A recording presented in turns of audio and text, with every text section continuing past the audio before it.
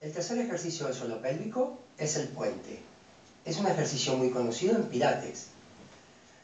La posición del cuerpo es la misma que los dos ejercicios anteriores. Aquí la diferencia es que vas a tomar aire, vas a hinchar el abdomen y al soltar el aire vas a empezar a hacer un balanceo de la cadera y a subir lenta y progresivamente la espalda hasta llegar a las escápulas. Cuando llegas a las escápulas, tomas aire nuevamente, hincha el abdomen y cuando exhalas, cuando lo sueltas, baja lentamente la espalda hasta llegar nuevamente a las caderas. Relaja, vuelve a tomar aire y vuelve a subir.